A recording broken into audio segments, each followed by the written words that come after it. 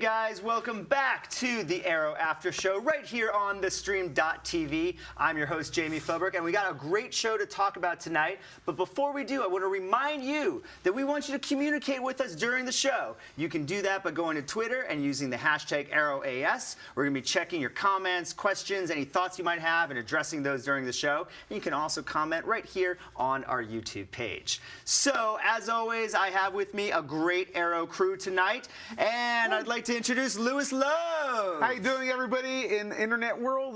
My name is Lewis Love, like you said. You can catch me on Nuke the Fridge on Twitter.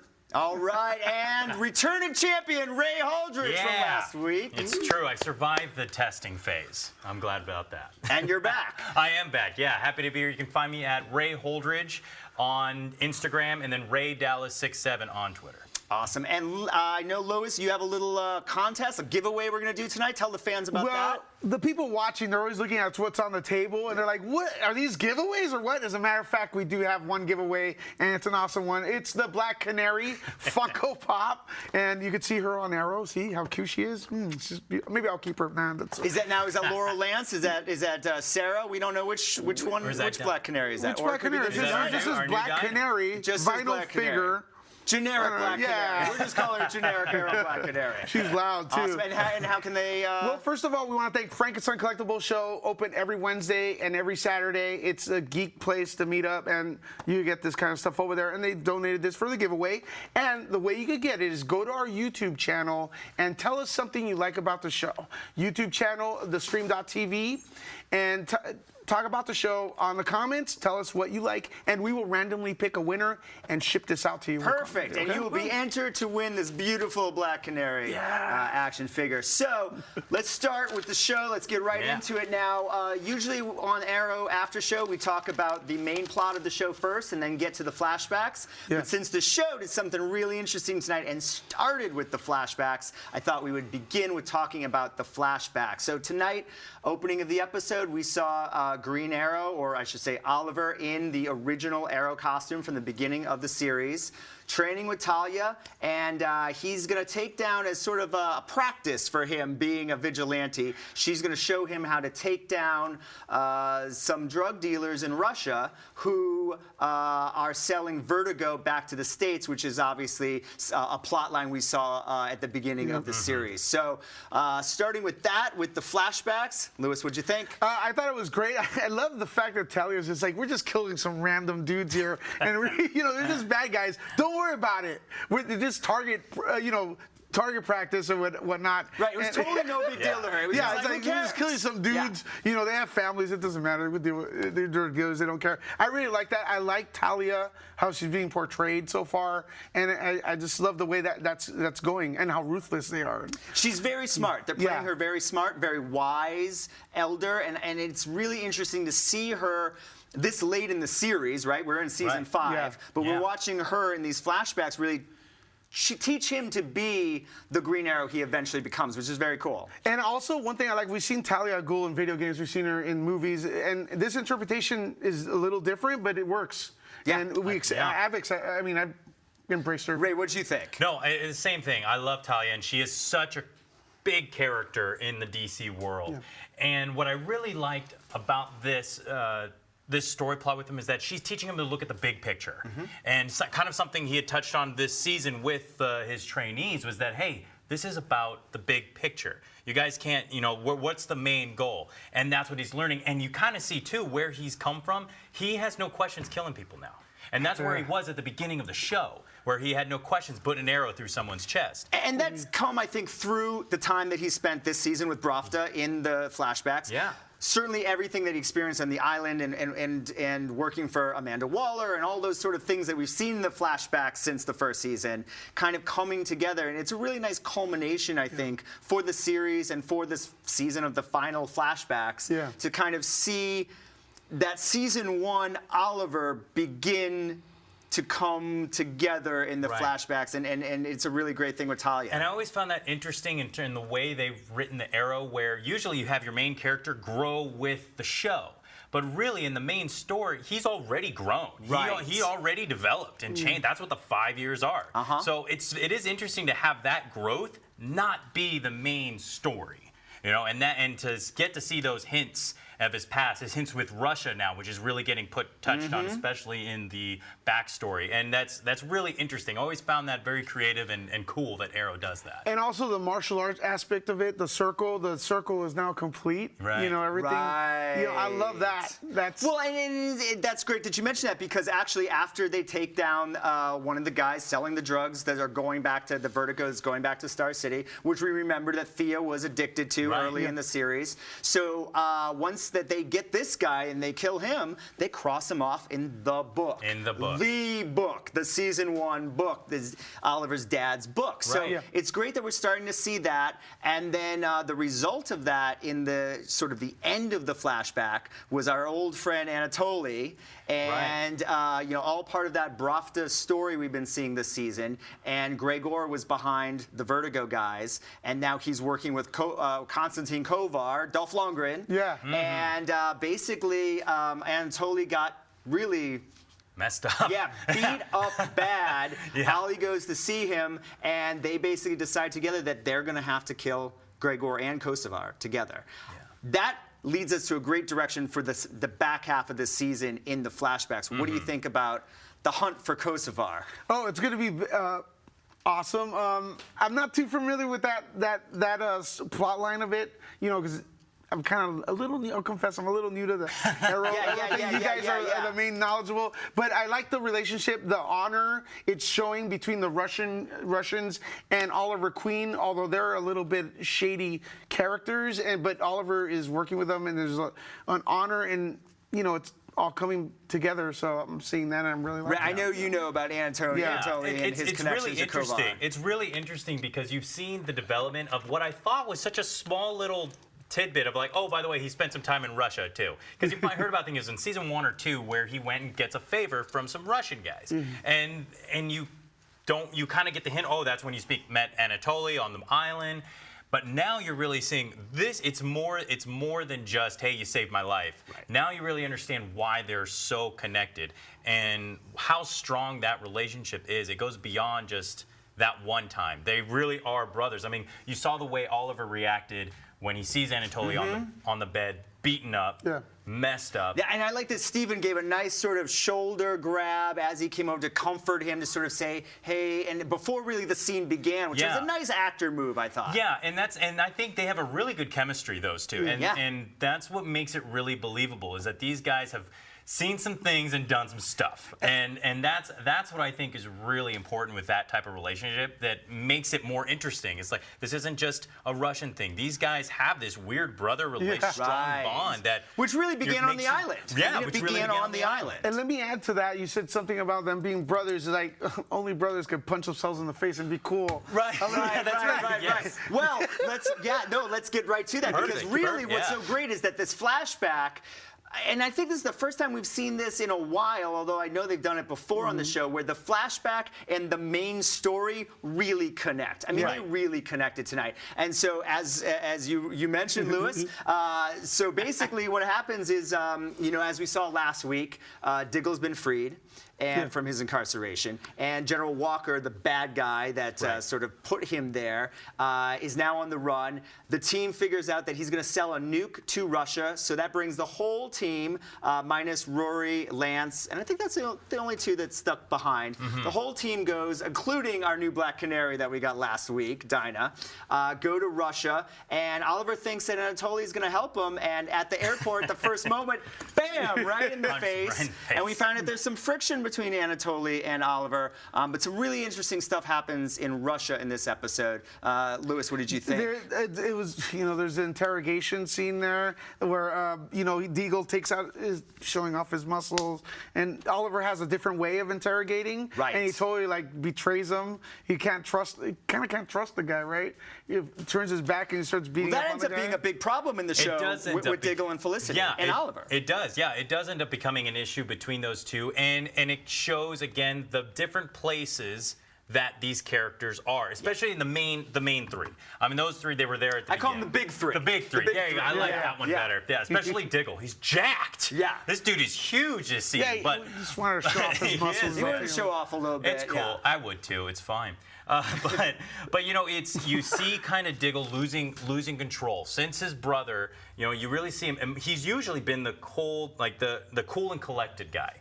Oliver's kind of getting wild, but now Oliver has to reel him back in. And that's really interesting to see him go there. I mean, obviously, he killed his brother. That's a huge thing. It's not something the writers are just throwing away. They're like, this is going to mess you up for a while.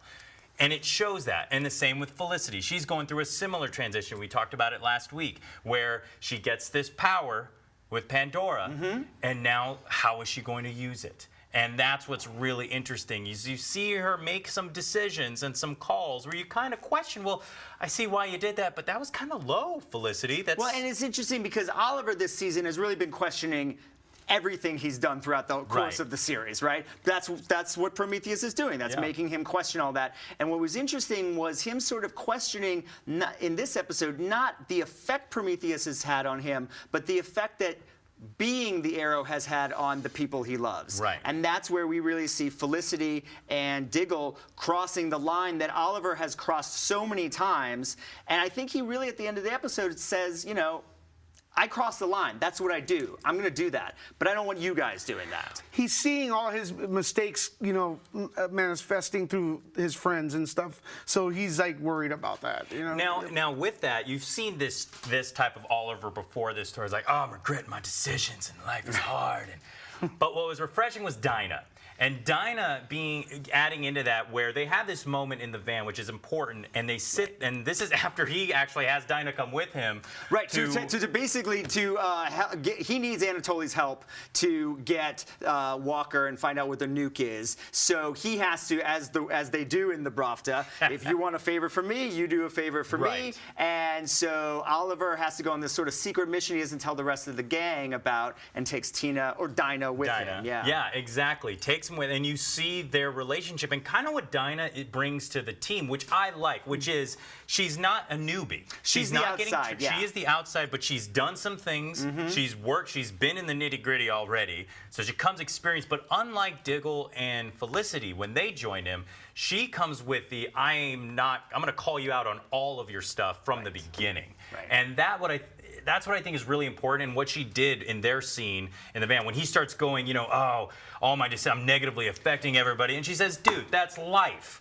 Yeah. Deal with it. Like, you can't blame everyone. Right, so basically Oliver is being overly Oliver. Yes, overly Oliver. And Dinah's not going to take it. Yes. And Dinah doesn't know that this is a thing he does every week, so she doesn't know. And that's what I like, and that's what I think the writers are really not holding back with her. They're just throwing her right in. There's no training moment. There's no anything. There's like, no, she's part of this team, and she has her opinion, and she's a strong character. So can we talk about the shootout? So they eventually get on the same side of Anatoly. They go to find where Walker's got the nuke, and the entire Bratva goes with Oliver to attack these Russians. I mean, that was a cool action scene. What did you think about that? It was amazing. I mean, the show doesn't, I mean, it impresses every week with the action sequences and stuff. So, I mean, it doesn't hold back. And going back to your other point, I mean, I like the way the new Canary is just like, she's just part of the team. We were saying they didn't like, you know, try to They just kind of put her in. And that was really good, I think, because we know Black Canary. We've seen two other Black Canaries on the show already. So to sort of take too long with kind of introducing her, and I like that she's just like right in and a member of the team and an equal, I mean really an equal with Oliver and Diggle and Felicity and at this point. In that action, and even in that scene that you're referring to when they come, it's really the climax, the middle of the show, where they find the nuke, they find Walker. She's right there in the middle, and she ends up taking the van out that they suspect is carrying the nuke, which I thought was funny because it's like, there's a nuke on that van. What are you doing? Right. And sure enough, they have one. They end up calling it out. I'm sorry, who was it? It was a decoy. Yeah, Walker sent out a decoy. So they're like, you probably shouldn't flip a van that's holding a nuke. And it's like, yeah, thank you. And then sure enough, it opens. They're like, oh, no, there's nothing in it. It's cool. Well, so and then we had a cool sequence where Rory, the Ragman, really stepped up, and the bomb's about to go off. Felicity can't stop it. And he basically says, like, my suit's powerful enough that I can take the impact of the nuclear bomb. Which I suspected because that's how he survived. Right, which was the explanation, But I didn't think he, like, for that close of a proximity, I didn't like, that's pretty freaking powerful. Like that puts him, to me, in my mind, that's Supergirl level. The fact that you can stop something, which made me think like, wow, Arrow has a really powerful character. Yeah, well, and we even saw that roster. in the Bratva scene because he's kind of coming from the rafters, like the long, you know, rags, kind of sweeping him up and stuff. And it's a really cool character. Unfortunately, what we find out at the end of the episode is that the nuclear bomb blast has neutralized the power, the magical powers of the Ragman suit. So Rory's gonna take a little leave from the team because he doesn't really feel like he has a place there anymore. So the question I'll open to you guys is, would you like Rory to stay on the team even if he can't be Ragman? I think he's going to be part of the team anyways. He's going to come back. I think the nuke is marinating the rags. And it'll have, right. So it's going to be reborn. It's going to be nuclear Ragman now, man. He's going to come in more powerful. I personally, they actually mentioned twice, are you nuclear or are you radioactive? Right. They actually mentioned it twice, so there's a reason why they brought that up. That's interesting. And I'm thinking maybe that's going to come back at some point. It's got to come back. It's an awesome character. Yeah. See, and I hope they do bring him back. But that said, you know, in a couple episodes prior, they didn't really utilize him much. And I get it. There's a lot of characters now. There's a lot of characters in on this show. I mean, I think they've done a good job with And sort of, you know, Wild Dog gets a couple episodes, and when Mr. Terrific gets in, and Ragman's had some stuff. But you're right. He's been underutilized. Yeah, and he's a good character. No, and he is, because I really liked him in this. Yeah. It was this episode. I was really excited about him. I was like, he was in the middle. He was talking also been the with moral Felicity. compass of the team. I mean, he really is the you know, sort of, with all his religious views and everything, has been able to be sort of like, which again I liked, is just a different character and something that I think is good to have. And that's what I liked about this episode. They had him go one-on-one with Felicity, calls Felicity out, which I thought was hilarious, because because no one ever you don't does do that in Arrow. Team yeah. Arrow is full on, like they're in the middle. Felicity and Rory are talking about everyone just leaves them alone, but he called out Mom. Arrow comes out, he's like, hey, what's going on? He's like, yeah, she did something I don't feel cool about. Which I was a little bit like, okay, Rory's a tattletale now. Like, that's not really the way we deal with these things. You could have taken Oliver by the side and be like, hey, bro, I gotta let you know. But But it was very he was just very matter of fact. It was very non-Arrow to do that. It was very cool. It's character development, and and like you said, they didn't give him much until now. You're really into him, so they're gonna bring him back. I hope so. Yeah, because they wouldn't go in there and write him, because now he's cool, right? Well, now it's just interesting. Well, you had a chance to learn about your character, really, and that's what I liked. Like, I get it. He was a survivor. Right. He had a religious aspect, and he was even really forgave Felicity for what happened. And he may have diarrhea of the mouth, which is funny. Which is funny. Yeah. But now with his powers about, like, it's interesting. I'm just bummed that they gave you a chance. Here's a time, like, oh, cool. And now his powers are gone. I'm like, oh, but he'll be back. We'll see. I also want to talk about Felicity, because we saw last week in that episode her get the drive, which is the Pandora, and really have the access to be a hacktivist again and hack into all these different sources. She ends up trying to use that in tonight's episode to basically find out where Walker is with the nuke, and ends up sort of crossing maybe her own line and Oliver's line at the same time, and that becomes some friction. Yeah. What did we think about that? Well, you know, I mentioned this last week, was that I think it's really key for the writers to take Felicity into a different direction, something they haven't done before, because she's always been kind of that beacon of, hey, Oliver, you can be better. Hey, there's hope in this. I've always seen the good in you. But now she's starting to cross some lines, and that's something her character hasn't done. So I think that's really interesting. And in this, she threatens a man's family. Whether she was going to do it or not, really. Right. With the information she had, she risked someone's life and threatened them, pretty much blackmailed him to get him to help them, which I get it, the cause is there, but she's never done something like that before, and she just saw it as, no, that's just what we got to do. Yeah, what do you think about Dark Felicity? I think she wasn't cool. That's not cool to threaten a family there, especially you saw the wife's expression, you know, and as a father myself, you don't imply that you're going to kill someone's kids. That is very bad. And now she has... Get them killed. Get them killed. But she showed the gun off, though. Oh, that's right. Right. Yeah, Mr. Terrific had a gun. That's kind of like, hey, bro, you know. But also, all the power she now has, that's kind of like...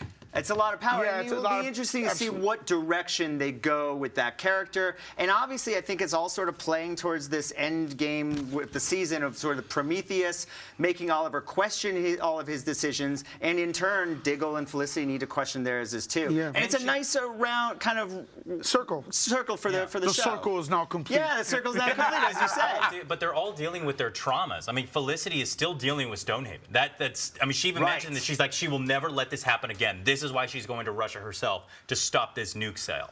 And same with Diggle. He's still dealing with killing his brother and having to deal with those type of issues. Like that, I think that's what's and even great. being wrongly accused of the crime and being incarcerated most of the season. So it's cool. Yeah. It's really cool to see the big three, especially, but really those two to really go through this process of more growth, because you kind of thought that was it for them, but now there's more growth along with the other supporting cast members like Wild Dog and even Lieutenant Lance, which I was so glad he had a good chunk of this episode for himself too. Well, so that was another really cool subplot in this episode was that Wild Dog Renee stayed behind to help Detective. Well, he's no longer Detective. Deputy Mayor Lance now.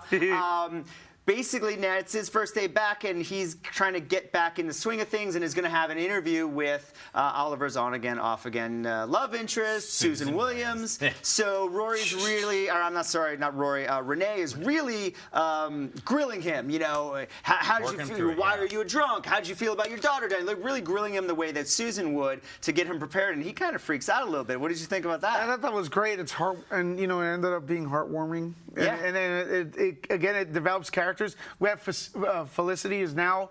We could watch her for an hour. Like what's going on with her? Now we got these two guys for an hour. So everyone now has like this story arc where is interesting. Yeah. No one is boring.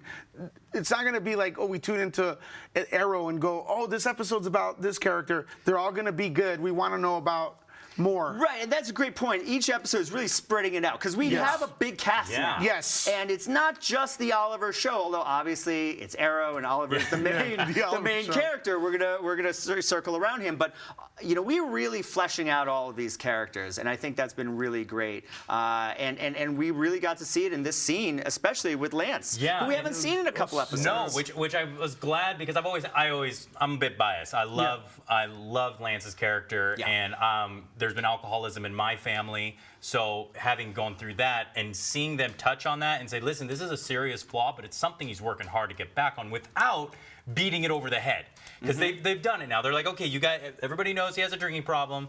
The reporters are going to call him out on it, but they didn't beat it over the head. And that's what I really liked. It showed Lance, like, again, I had a tear moment twice. Like, every time, like, God, I'm going to cry again. I gave you a napkin. Yeah, you did. It did. But again, I just love Blackstone. I think he brings a real good Paul Blackstone, Paul Blackstone, who plays Lance, I think brings great character. But those two together, they're great contrast. Well, we've never seen them together before. Yeah. And so it was interesting to kind of get this character that has been on the show since episode 1, and this character has only been here since the beginning of this season, getting them together and having those different dynamics. And there was a reveal at the end, which was very interesting, that Renee basically says to Lance, you don't remember me, but when I was a young kid, you were a detective. Yeah. You kind of, gave me a pat on the back and sort of gave me a direct, nudge in the right direction. Right. And it reminded me, and I know it did you as well, of the James Gordon, Gary Oldman to, the young kid that played young Christian Bale. Yeah. That scene at the beginning of Batman Begins where, he puts the coat around young Bruce. Yeah. And it did sort of have, we didn't actually see it like a flashback, but the way it was described, it was so visceral. It was amazing. It's hope and optimism in comic books, right? That we look at alcoholics and we kind of tend to hate them, but there's always maybe a good in that person, and they brought it out. That at one time you did this good deed, so you're not evil. You're a good person. Let's bring that out. Right. Let's bring that out into the open, and get cured, and That's what they were able to do with sort of this story. It got you? Yeah, maybe? I think it's because there's a father-son relationship there too, and there is a mentorship relationship that ends up, even that 1 minute, somebody can really affect your life. Like one moment, that's really all it takes. And I think everybody has that person with this, they may never realize just how much that did for you. And with the story that Lance has been going through, with the alcoholism, with and losing the death of his daughter, and another daughter lost in time, apparently, right? So with all of those, it's really nice to then see him be able to have that positive, and that he himself as the character can see that he had a positive impact on somebody else. Yeah. And I think we may see more of that play out in this season. And I also think those two together are going to be hilarious because of the different relief. personality. Yeah. Exactly. Different personalities, I think it's going to be really fun to watch those two. Lewis, we got anything on the Twitter? I'm looking right now. It's Keep looking. We have a little bit more to talk about. It's not a question issue. It's a internet issue. It's a buffering issue. Well, let's talk about the final subject that we're going to talk about, which is, we did mention Susan Williams, the reporter, on-again, off-again girlfriend of Oliver, returns in this episode. Oliver and she finally have that moment, that hookup, and laying in bed together, she obviously sees all the scars on Oliver and the Bratva tattoo, and kind of puts two and two together and finds a picture of the Archer, which I thought was cool. That's what they're calling him in Russia in the flashbacks. Can I just say real quick? And figures it out. I think it's hilarious that all superheroes with super identities want to date journalists. It kind of seems like if you want to keep your secret identity secret, you probably shouldn't date I'll do you one better. Forget about the Green Arrow aspect. He's the mayor. Yeah, and how he's the many mayor. politicians openly date reporters? It's not that funny. usual. It's very It unusual. kind of happened in L.A. though. The mayor of L.A. dated a reporter. Right, I know what you're saying. Yes. But Was he the Green Arrow? He could have been a superhero. We don't know. But I like the fact that she's out in bed with him and she's stroking his tattoo. does. He doesn't notice. Like something weird about this girl. She's concentrating. They pretty on much this gave a spot. hard point. Like, hey, there's something that this Susan Williams is going to play into. Right.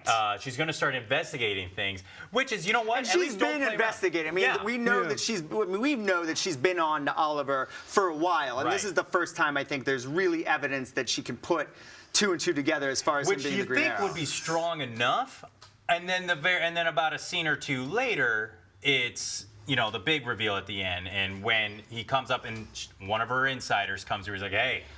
So-and-so's been in Russia. Yeah. Oliver was in Russia. This guy they're calling the Archer. Which was great because it brought this whole episode together, the flashbacks and the regular, the present day part.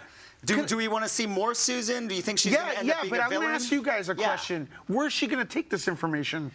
See, and that's that's going to be what does she want to do? What's her end game? Right. Is she there to hurt Oliver and the Green Arrow, or does she want to help them? Or is she somehow tied to Prometheus? Right. Yeah. Exactly. It could. Yeah. That's what they left. They left the episode definitely have you wondering what her end game is and what she can do with. Of course, made me be like, dang it, that's end of credits. Well, that sucks. Well, we're going to see. I mean, obviously that's a teaser. We're going to see more coming up. Last thoughts? I felt like she was kind of disappointed in what she was doing when she was like kind of like interesting. Like there was a weird, not like I got you look. It wasn't that. It was more of looking at his tattoos like, oh man. The actress is doing a good job because it's hard to really tell which way her motivation is going. Yeah, definitely. Which means I have to tune in. You have to tune in next week. You got to keep following. Well, before we wrap up tonight, I wanted to tell you guys about a great new after show that we're doing here at thestream.tv, and it is for the new FX series Legion, which is of course set in the X-Men world. Ooh. And you definitely are going to want to check out that show and our after show, which will premiere tomorrow night. We've got a quick teaser for you. Check it out.